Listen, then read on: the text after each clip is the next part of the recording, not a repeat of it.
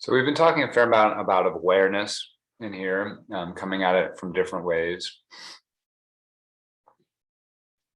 A reminder that as in terms of meditation technique,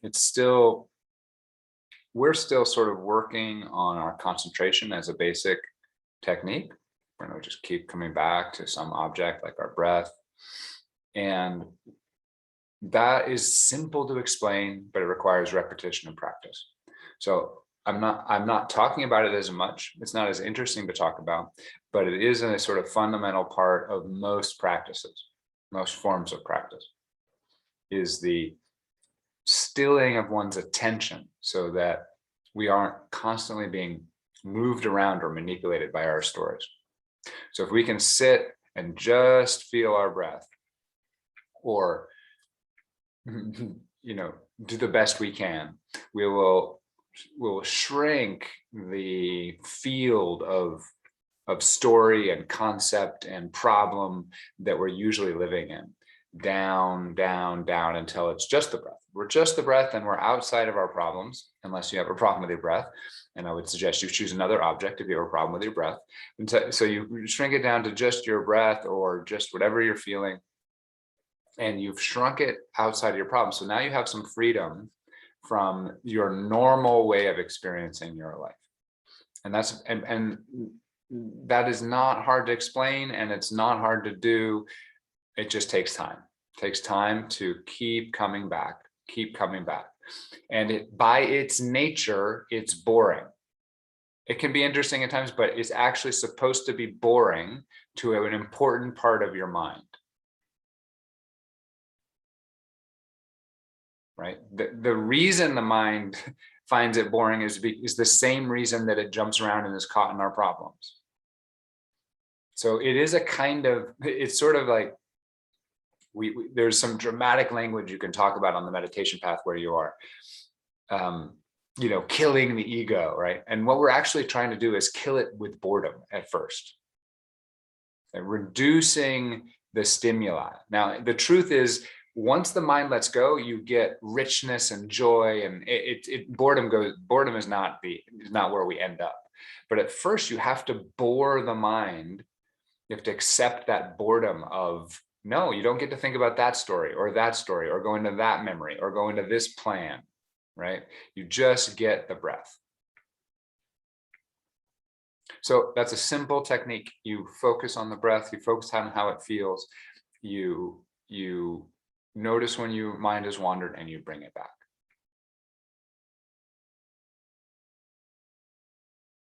So there's it's a technique that one could talk about the subtleties of for a long time, but it's important to me to bring in pretty early on this idea of what's next or what's beyond that.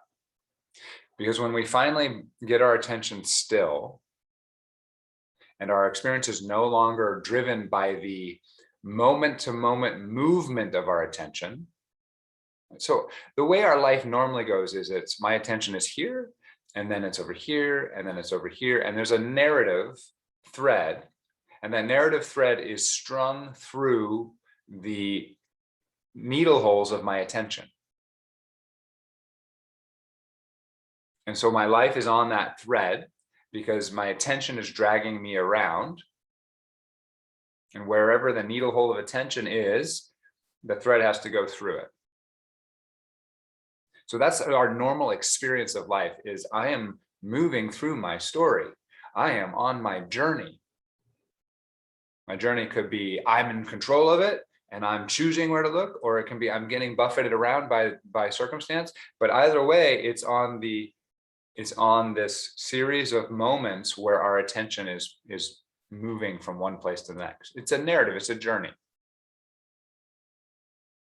But in meditation, we're starting to learn there's another way to experience your life, which is not in time, it's not narrative, it's not linear, it's not narrow, it's not problematic. So when we get our attention still, we're no longer we lose the thread in a good way. We lose the thread of our life. And we start to see there's all this space around the needle hole of attention. There's all this space that is also available to us.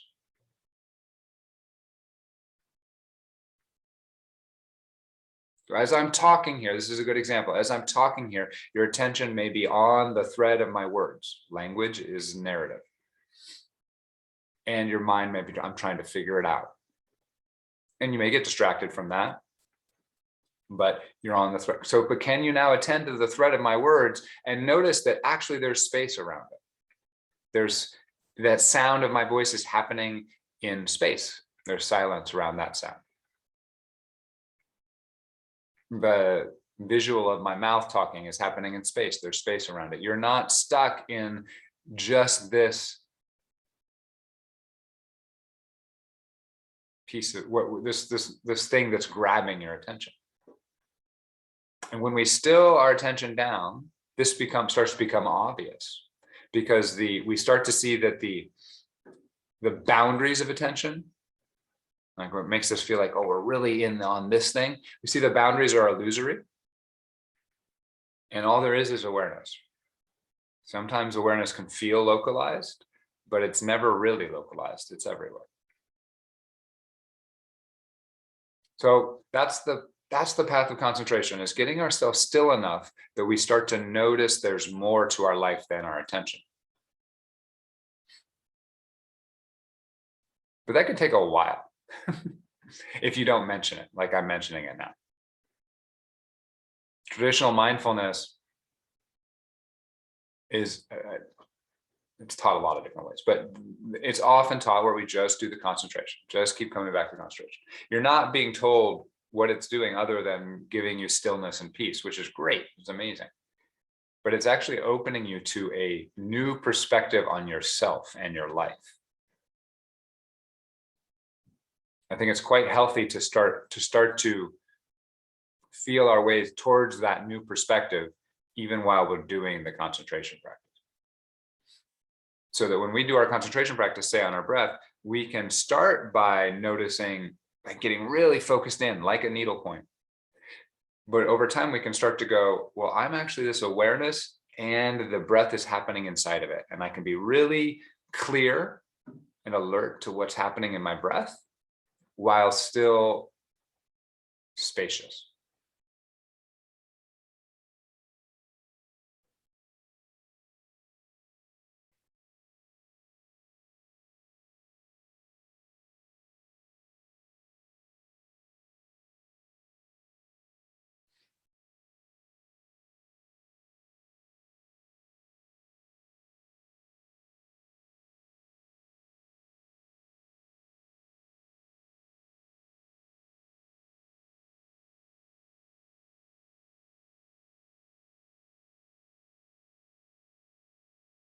So I just want to talk about another characteristic of awareness that we have. We've touched on, of course, many times, but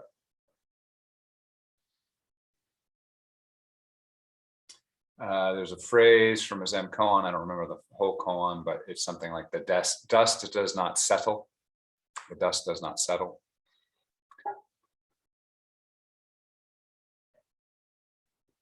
And we'll just talk about that in the following way. Awareness itself doesn't have any memory. It's not holding on to anything.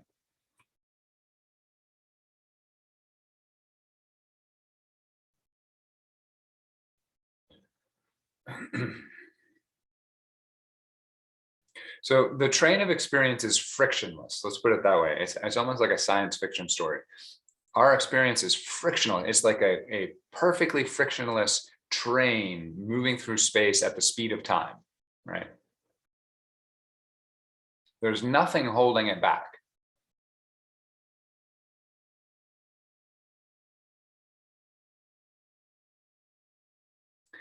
But the way we live our lives, or the way we experience our lives, we are constantly trying to hold it back. We're constantly trying to, even as you're listening to my words, capture what's happening and get the value out of it, and then hold the value for yourself.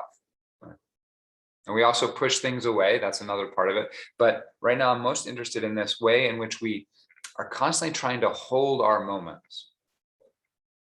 It's like when we go on a vacation and we want to take a picture everywhere, right? That we're having an experience. We're having a beautiful experience of whatever, a tree or the sunset or the ocean. And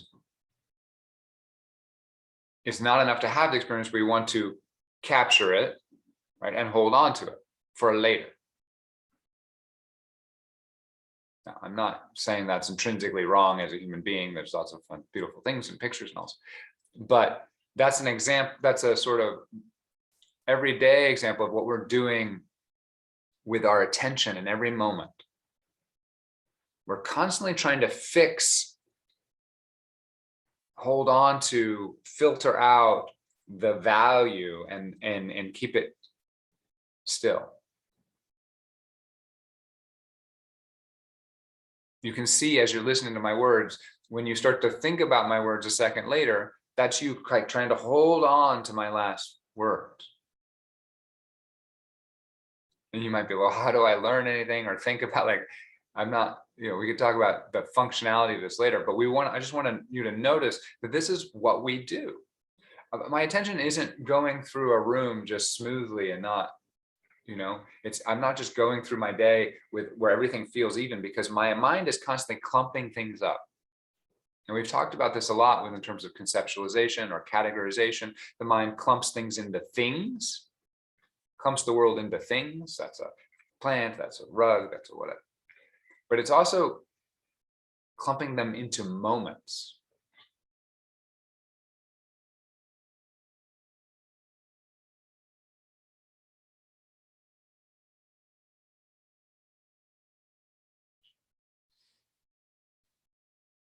And it's like we have our experience on a leash. We're constantly tugging on it.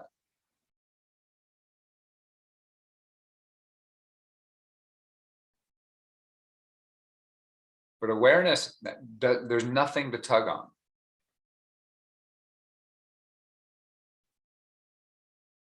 Awareness lets every moment arise and pass away without effort, without resistance.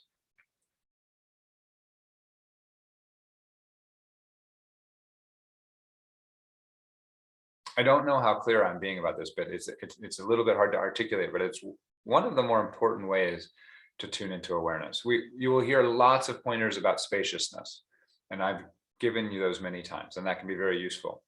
But there is this way of letting go, of letting the moment pass, letting this moment pass, and letting this moment pass, and letting this moment pass, saying, I don't have to hold on to this. I don't have to remember it. I don't have to figure it out. I don't have to make it better for the next moment. I don't have to get the good things out of it.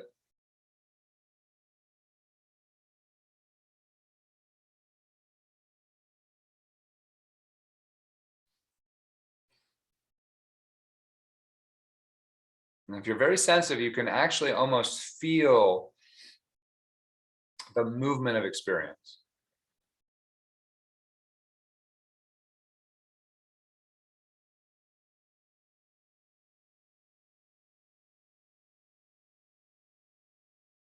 And you can't get a strong sense of it unless you get a little spacious, because if you're just focusing on an object is persistent, right?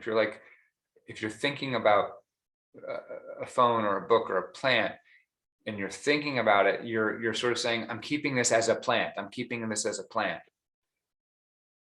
You have to get a little more spacious, and then you start to feel that experience is just moving forward. And what if you didn't have to hold on to it? The dust does not settle.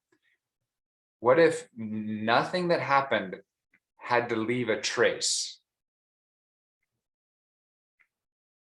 And you can notice any emotional responses to this, because there are deep emotional reasons why we don't just let things fly through. But right now, I'm not talking about anything particular. I'm not talking about anything that's particularly scary to let go of. So those are coming up on their own if you're feeling fear, and that's fine. But there's going to be nothing wrong, for instance, with the next 30 seconds as I'm talking to you. Just letting experience move through without having to have it. That is, without having to hold it. It's gone. We're here for the next moment.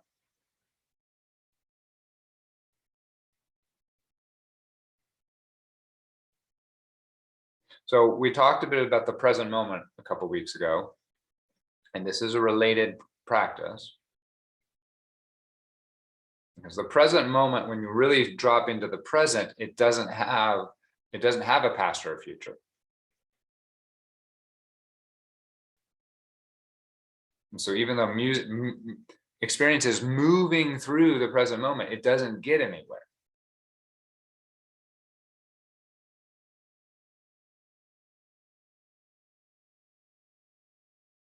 So one thing you can do is you can start to notice, and again, this may be, you may not have any access to this right now. That's okay. Just listen to it and see if it lands somewhere. At some point in your practice, this might come back. You'll go, oh yeah, I remember when Chris was saying. Can you notice in your, where is the part of you that's trying to hold on and isn't willing to just fall into the next moment and the next and the next? And can you let that loosen a little bit? Or can you let it fall into the next moment without holding on to it?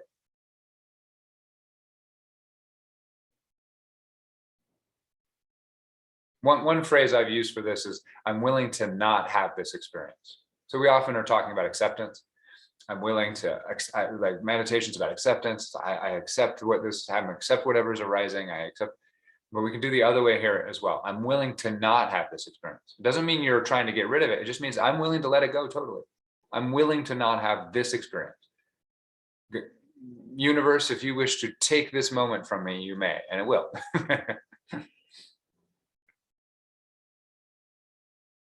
That's a kind of acceptance. What you're doing is accepting the way experience actually works.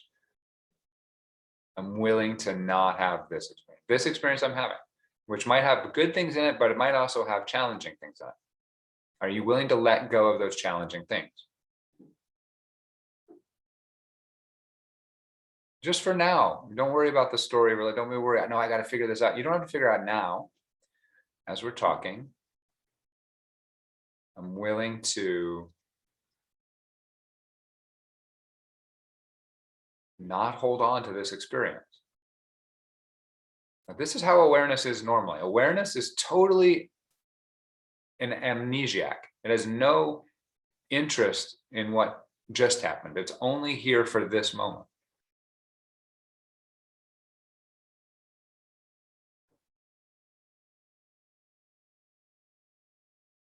Now, when we're identified with the mind, it's almost impossible to experience what I'm talking about, because the mind only lives in plans and memories.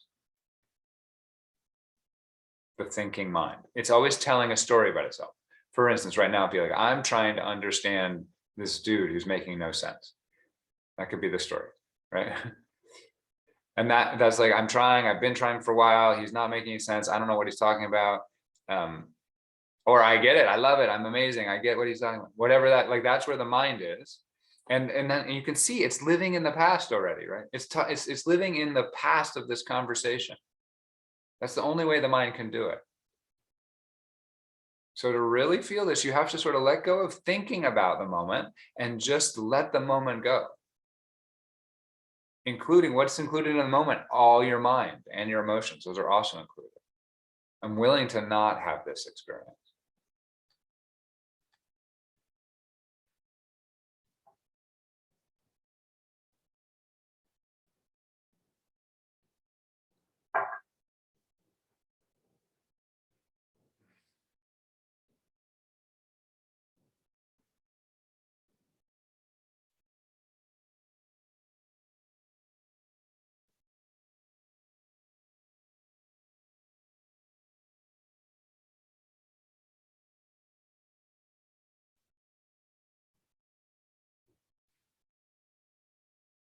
So sometimes we do a practice where we let our attention wander, but we stay present for where the attention is. That can be a good way to start feeling what I'm talking about. So as I sit here, I'll just talk out what might happen, right? I sit down and I feel my butt on the seat. I have a picture of myself meditating. I imagine the sun outside. Oh, I heard my voice. I thought about my voice. There was a picture of my voice and a scratchiness to it. And so on and so on. My attention sort of bounces around. When I'm not controlling it, your attention might bounce around. And now, can you just let it bounce around, right? Without holding on to anything that it lands on. Where does my attention want to go next? Where does it want to go next? And you're not getting in the way of it. What you're starting to do is touch into the fact that experience is just moving forward. We normally live through our attention, so we aren't fully in tune with our whole experience. So one way we can start to get in tune with our whole experience is start where we are, which is our attention, but let that move around. Just let that flow. And we'll start to see that our attention is moving around in awareness. Eventually we'll see that I'm not controlling. So when we do this practice where we focus on our breath, right, I ask you, wait for the breath to come in. You don't control the breath. Wait for the breath to go out. You don't control the breath. And what does that do? It allows you to start to disidentify from the breath. That is, you're like, I'm no longer the doer of the breath. The breath does itself. Same thing with your attention, though. If you can let your attention go in and out and over and left, you'll start to disidentify from your attention. Because you're no longer the doer of your attention. You're letting your attention go where it wants.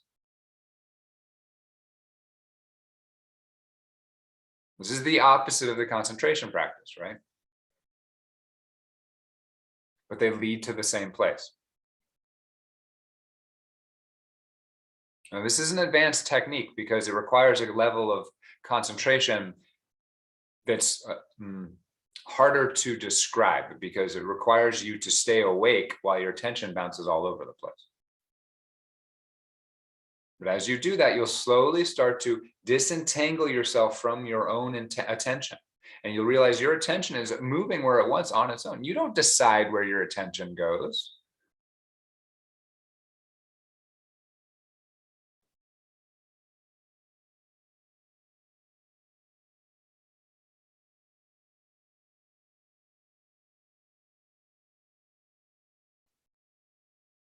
And you start to feel into your body and your experience and notice where's the part that really wants to control your attention. And just let that move how it wants to move. And as you start to do this, you're starting to fall back into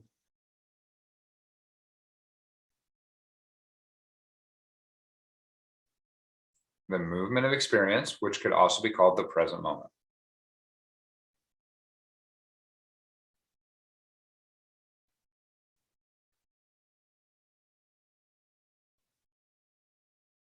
Present moment is always there,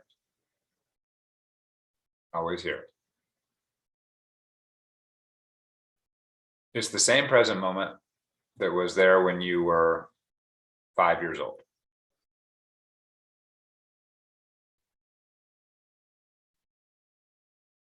Because the present doesn't have any, again, there's no dust settles on the present moment. No dust settles on awareness.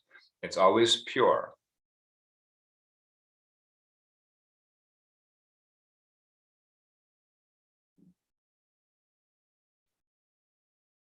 It's like the movie screen, right? The white movie screen.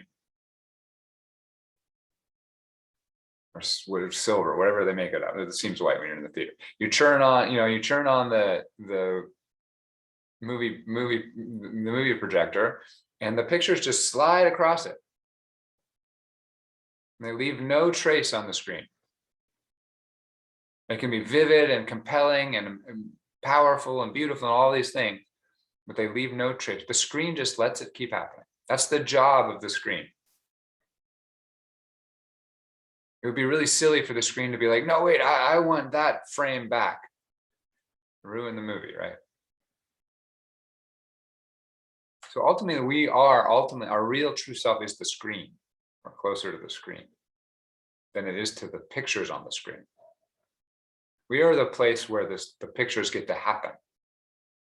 And one way to tune into being that place is to tune into the quality of letting it flow without restriction. Just letting your life happen moment by moment without having to hold on to it or fix it.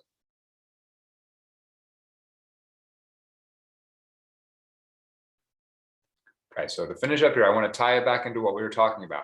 The main practice most of us should be doing is some concentration practice, which is a little bit opposite from what I'm talking about. You're bringing your attention, you're acting like you can control your attention, you're bringing it right to your breath, and you keep repeatedly bringing it back there.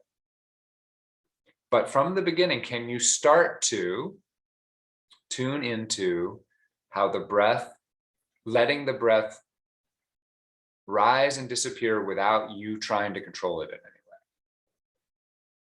Can you let your experience of the breath arise and disappear without you trying to control it in any way?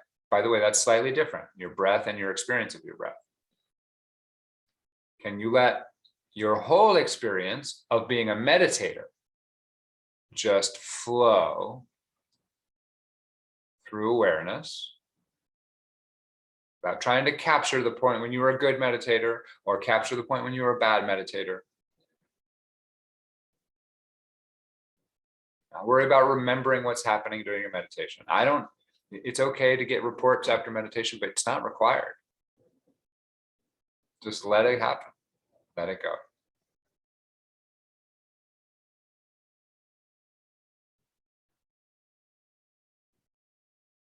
Okay, so we're going to sit here, but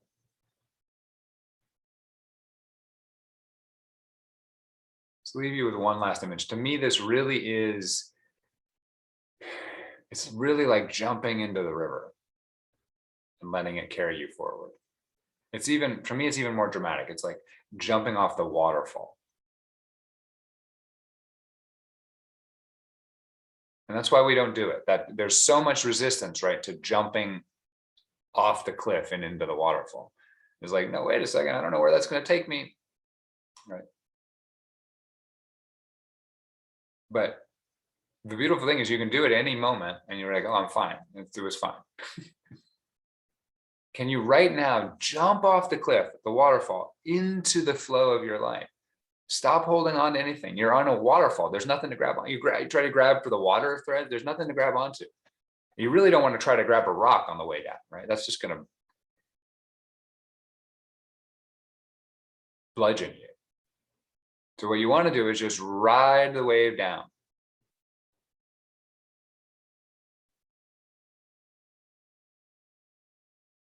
And what part of you isn't going along for the ride? Let it come to.